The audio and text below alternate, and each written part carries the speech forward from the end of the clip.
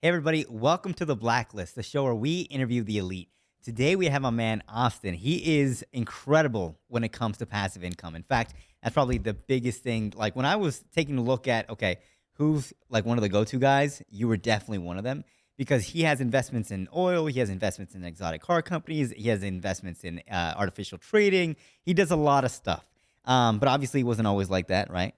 Not always. So take us back, briefly to when it wasn't like that. Why did you determine like, hey, I need to do passive income and do that type of stuff? Out of any industry you could have chosen, why that? Yeah.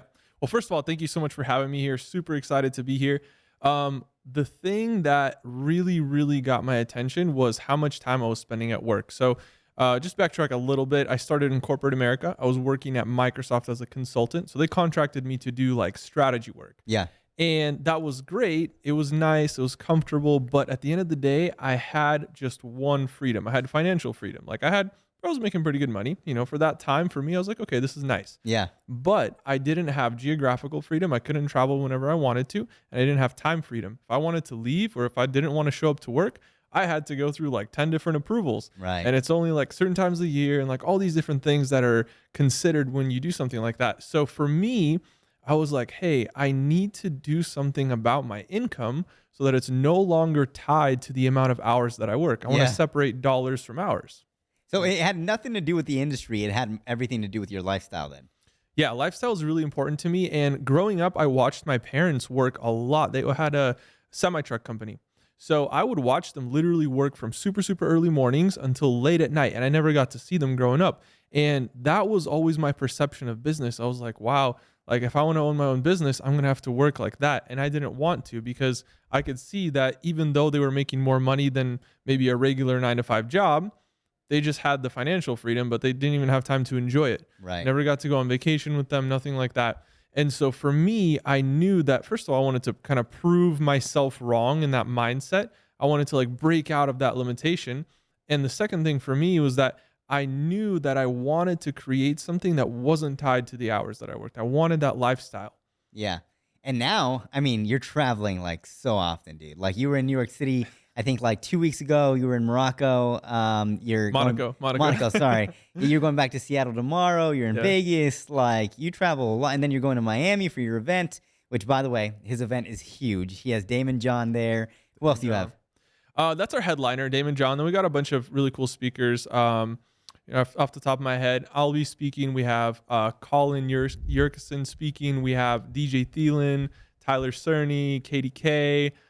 Just a lot of really cool people in the industry. And Yeah. they're going to be teaching us things, everything from like passive income type stuff all the way up to how to buy a business for $1 down. Like that's one of the Wow. coolest topics that we're going to have.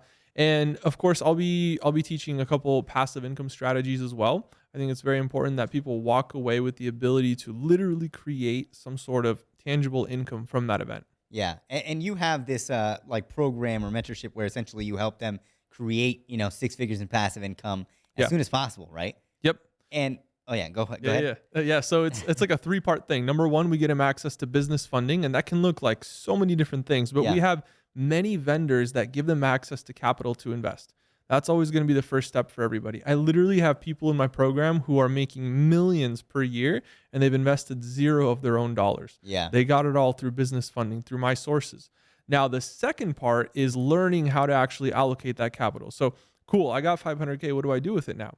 And so we show them the different avenues that I personally use, and they can piece together their own portfolio based on my successes. Yeah. So I'm kind of like their insurance policy. Like, hey, let me go try it out. If it works for me, I'll share it with you, and you're welcome to do it as well. I'll Right. even give you the guy that operates it for me. Yeah. That's all kind of part of the mastermind. And then we scale them. We help them scale that strategically to 6 figures. Yeah. And most people, realistically, 6 to 12 months, they're getting there. Yeah, no, that's good. I mean, that's amazing. It's not just good, right? One thing that I want to mention is the fact that like you have done so much in that industry where it's like you have different investments. How did you determine which one was, or actually, which one ended up working out first? Because I'm pretty sure you've had a lot of them that didn't work out. Oh, yeah. Yeah, what I found is, everything was really built on me investing into Forex initially. I started trading, I got consistent, and then I built a software. And how long ago was this? I'd say about 6, 7 years ago. Okay. Yeah, I was learning how to trade Forex. I got consistent right around that time, and then I launched the software. And so the software changed everything. Now my entire process was automated. Yeah. I could take my strategy and let it run on autopilot while I was sleeping. Every morning I wake up and I just check how much money I made. It was awesome. Yeah. And that's really what sparked the light for me, because I'm like, okay, well, I don't even really need trading skill to do this, which means I could give it to somebody else and somebody else could run the software on their own account. And that's how I really started growing the business. That was the one that first took off. From there, we started diversifying into other things. So oil wells, e-commerce stores, exotic car rentals. Now we're moving into jets and yachts and like just bigger things. Yeah. But it's all predicated on two things. Number one, we want to protect ourselves from inflation. So we're buying assets that are probably going to hold their value, maybe even go up in value. Yeah. Like all our exotic cars so far, for the most part, have been going up in value. We're buying them at strategic price points.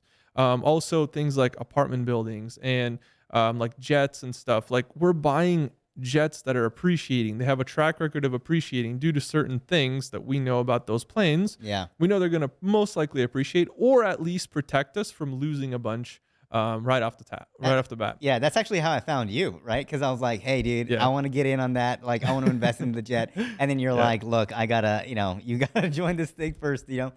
to kind of get access to your deals, because that's the Yeah. whole thing, right? Like, not everybody has access to your deals. Exactly. And, kind of walk me through that. When you found the first one, did it just, kind of like a domino effect where you're like, okay, now I know what to look for? Because I think investing in different avenues like that, it's a little difficult, I think, but I don't know because Yeah. I haven't done it. No, so it wasn't a domino effect necessarily. I would say it started with Forex, right? And then the next one I did was like, I think e-commerce or oil wells, something like that, but started diversifying. And I was cash flowing pretty nicely from the software. So thankfully I had enough like financial firepower to just go into a bunch of Yes. things at once. Yeah. And what I found is that about 60 to 70% of them were being profitable and they worked out. And the other 30 to 40% just weren't working out. And it wasn't always due to the fact that I made a bad choice, by the way. Like some of these investments, they're legit investments. They make sense on paper, in theory. It should be working, but something sometimes just happens economically, maybe with the platform. Like one of the bigger ones is Walmart automation stores. Like they Oh, I worked remember. Yeah. until they stopped working. Yeah. And there's nothing wrong with the business model. It's a great business model. It's a great business plan. It should work in theory, but Walmart just decided to shut everybody's accounts down. And there's Right. nothing you can do about that. But that plays into that 30 to 40% that fails.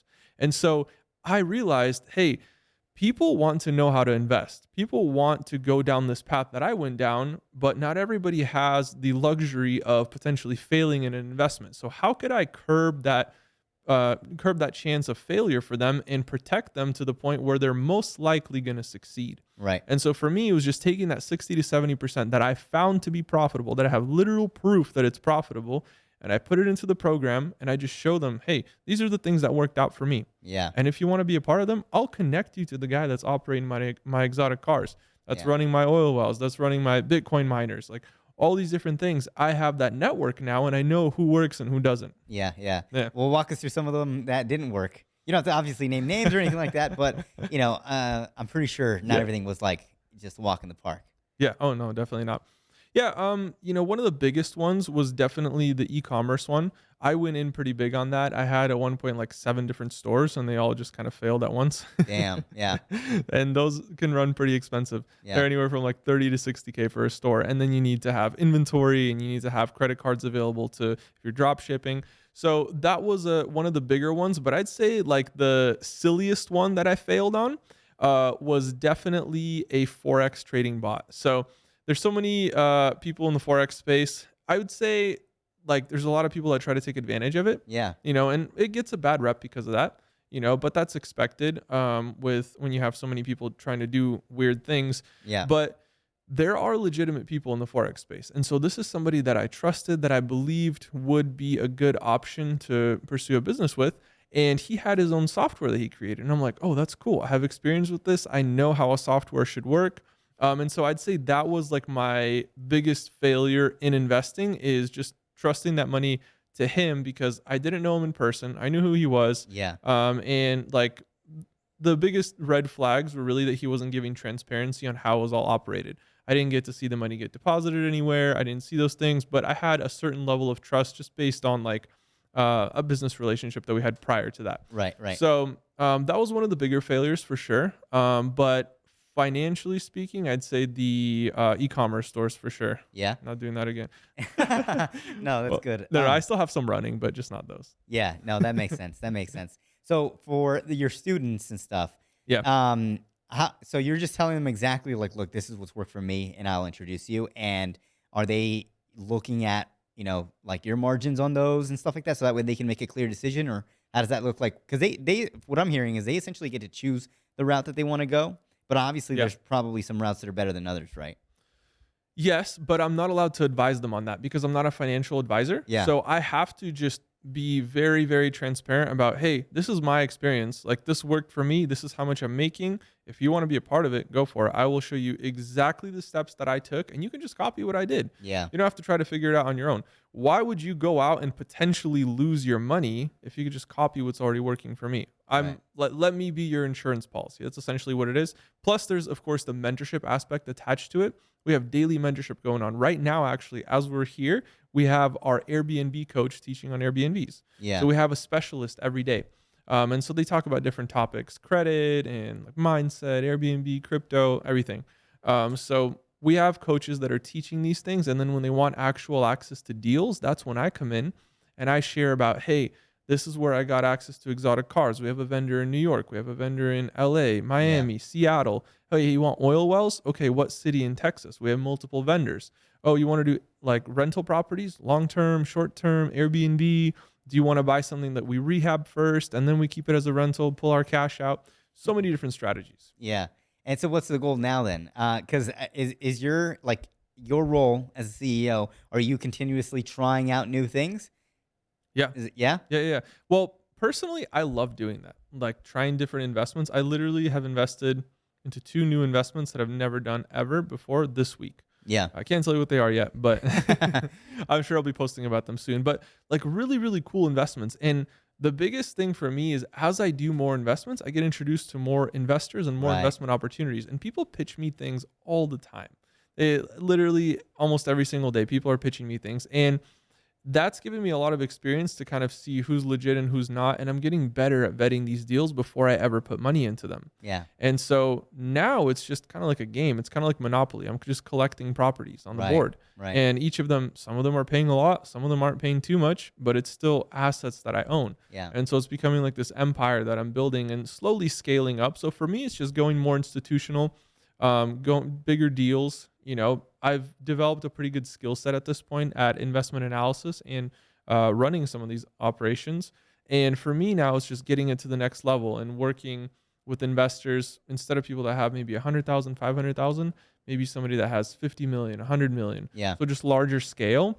Although I do love working with the people who are just starting out, I want to help them get to that level where they're investing 10 million, 20 million, 50 million. Yeah. Because that's the next step for everybody. That's institutional money. Yeah. And how are you vetting these deals? Like, because you said you've gotten really good, right? So I'm pretty sure you're finding, either loopholes or not necessarily loopholes, but you know what a bad deal looks like. Yeah. And you know what a good deal looks like. So Yeah, so I have a set process that I use. I really love to fly out and meet the person like face to face. Yeah. That's really big for me. And some of my best investments, almost every single one of my really top performing investments, I know the owner personally and I have an established relationship. It's not just some random person. yeah. And that I feel like brings a certain level of accountability to the whole like process because they know me in person, I know them in person, and they're usually going to be pretty like straight up with me, Yeah.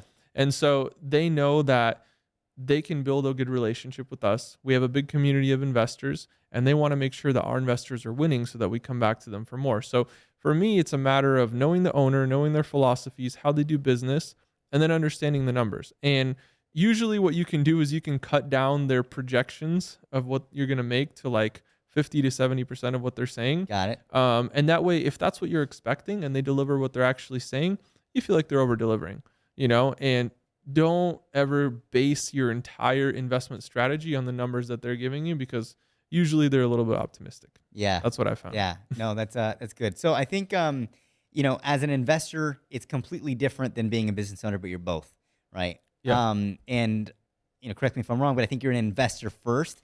But I also think you know how to run a very good business because, when we were talking in New York City, you were saying, yeah, I'm just hiring somebody that ends up, doing all this for me. And you're basically kind of doing a similar strategy where you're hiring somebody, but in this case, it's like you're investing in your business to make sure that it runs where you're getting, ads done, you're getting a sales team, closing the deals, things like that. What are the Yep. major key differences that you found from being a business owner to an investor? Are you managing it still, or no? Are you still playing it off like you're an investor in your own business? The business? Oh, no, no, no. I'm definitely managing certain aspects of it. Yeah. Definitely more of the strategic leadership aspect of it and where we're headed as a business.